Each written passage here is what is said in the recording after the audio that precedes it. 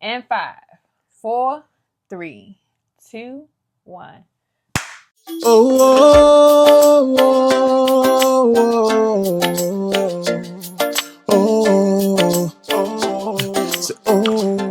What's up, everybody? Welcome back to another episode of the Marriages Podcast. I am your favorite host, Lachelle Stallings, followed by my lovely co-host, Marshawn. best husband ever, but my husband. Get your own best husband. Wow. So, thank you, though. You're welcome. Today's episode is going to be a little bit different. We have a couple of questions from the Best Version of You podcast. Shout out to him. And we're going to answer these questions today. All right.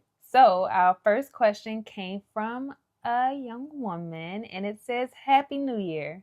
I wish you all the blessings your heart desire. My name is Lisa. My husband and I have been married for 6 years, and we continually fight over household responsibilities.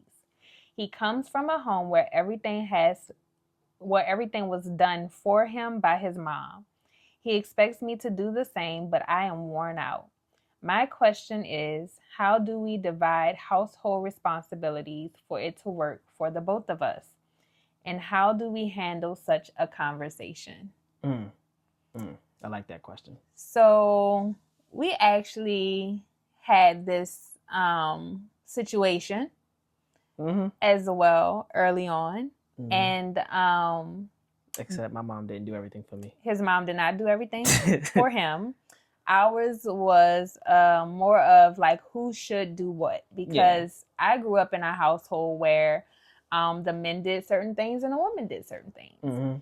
And really one of the things that we struggled with was who's going to clean the toilet. Yeah. Because in the household I grew up in, the women didn't have to clean the toilet because the women didn't make the mess. So the men were responsible for the toilet. And, you know, we had our other things that we did, like laundry, cleaning the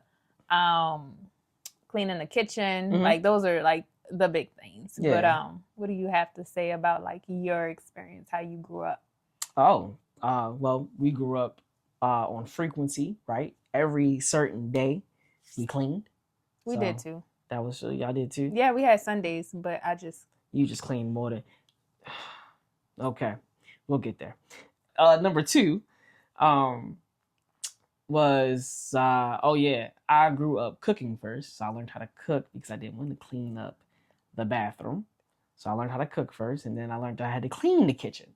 So I grew up cleaning the kitchen first. You know? So he basically skated his way out of cleaning the bathroom. It's disgusting. So yes, it's disgusting. Okay. I would say another thing that we had to address was cleanliness or like organization. Oh yeah. My husband's not dirty, but I am a lot more organized than he is. Yeah. I would say to an extent, but yeah. To an extent? Yeah. Okay. To an extent. So let me give you an example. My husband used to come home, take receipts out of his pocket, crumpled up, and throw them on our dresser. So to me, that says this is trash. I don't need it anymore. Because if it was something you wanted to keep, you would like lay it in a space neatly. Yeah, no. I would, in my head, that was organization. All right. First and foremost. Secondly, I was going to come back, uncrumple it, fold it somewhere. But I was just holding it for a second. Like, when I say a second, I mean like... Couple days? Yeah. Couple days, crumpled up. Just in case I needed it. Just in case I needed it. Yeah. Yeah. All right. So we had to address those things. Okay. I want to start with, how do we handle such a conversation? All right. We just jumped into that joint. What do you mean? When we talked about cleanliness? When we talked about? Yeah. I think it was more like, hey, honey, let's talk about like who's going to do what, because what we got going on right now ain't working for us. Yeah, probably in that tone too. Yeah. It probably was. But for Lisa, we are going to recommend that, you know, you find the space and opportunity to first let your husband know that you want to have a conversation about how you're feeling about some things. Mm-hmm. And then, you know, when you're having that conversation, say, hey, like, I'm really exhausted. You know, maybe can we figure out a plan that works, uniquely works for us and for our marriage? And that's what we did. Mm-hmm. So you want to share the solution that we came up with? We came up with a solution. We did. Yes, we did. We did. Uh-huh. Things that we don't like to do, we do together. Yes. So that's like our biggest thing. That's like the saving grace. Like if we had to have a motto, things that we do not like to do, we do together. Because I've thought about the many lessons that I learned even within that. So that's why I was like, oh yeah, what was the But yeah, so with that, definitely try to come up with a motto, you know? Take that, borrow that, see if it works for y'all. A lot of times we don't like to do things because we're doing it by ourselves, but when we do it together, it makes it that much more enjoyable. You know what I'm saying? Like when we clean the bathroom now, we get in and get out. We I jump in. Sometimes I'll even clean the bathroom just because I know she's had a long day, you know? And that comes from a deeper sense of just serving your wife better. You know what I'm saying? Mm-hmm. Again, I can't speak from someone who had their mom clean up for them because my mom was not playing those type of games. So that's where somewhere in the conversation you say, I understand this is how you grew up. Yeah. No, that's not how I grew up, or here's how I grew up. And the point being that if you know, self-deprecate, or if you're in a deprecating situation, you're not going to want to be there for long. Yeah. And so there needs to be some kind of resolution that works for the both of you, to where somebody not trying to upend this thing because I'm tired and exhausted and I don't feel like I'm getting the help that I need and that I deserve. Exactly. Another important thing to note is that I don't know if it's a issue of, you know, this is what women should do, this is what men should be doing. Mm-hmm. I mean, it's 2026. We're in the future, we're not in the past. But wow, you made me laugh and I forgot my train of thought. So finding the root of it and coming to a resolution of about like how this could, you know, work for the both of you. Yeah, and ultimately it's trial and error, right? Mm-hmm. So the biggest thing is that y'all are making progress in the right direction. The first step was submitting this question. Mm-hmm. So thank you so much for doing that, for finding the vulnerability and the faith to even let this question be known and be addressed in such a setting.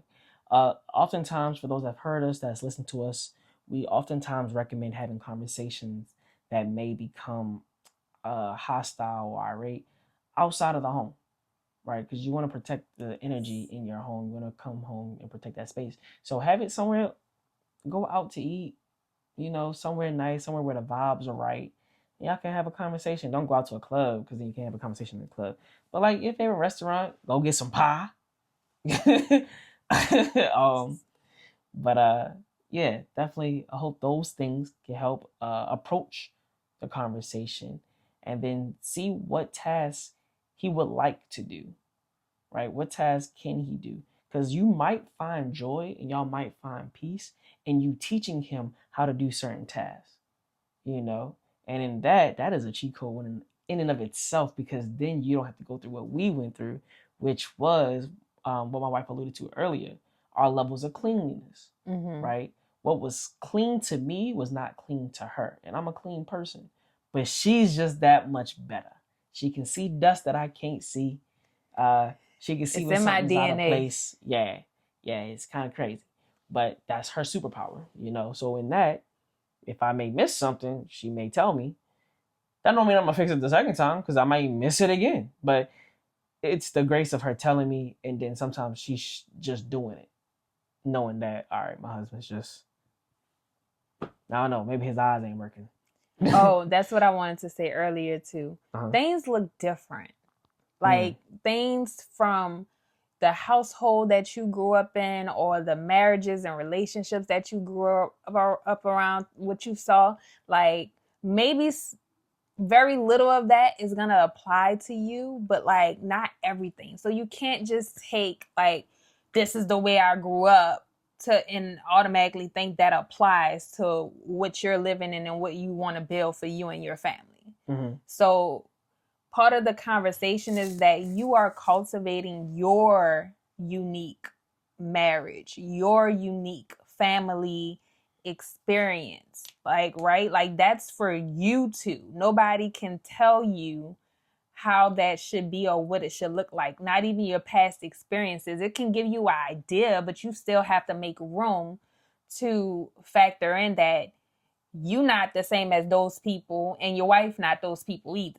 Yeah. So take that with you. We hope it helps, Lisa, and we definitely would appreciate some feedback. Let us know how it goes. Oh yeah, of course. And that's it. I think you said everything very well. Lisa, we hope to hear from you soon. Thank you for rocking with the Chosens. This has been another one. We're out. Peace. Peace. Yeah, you've been so good.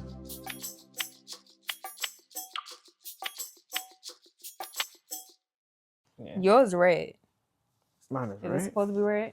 Oh, you got a red light and a green light? Oh, me too. All right. Yeah. And 5, 4, 3, 2, 1.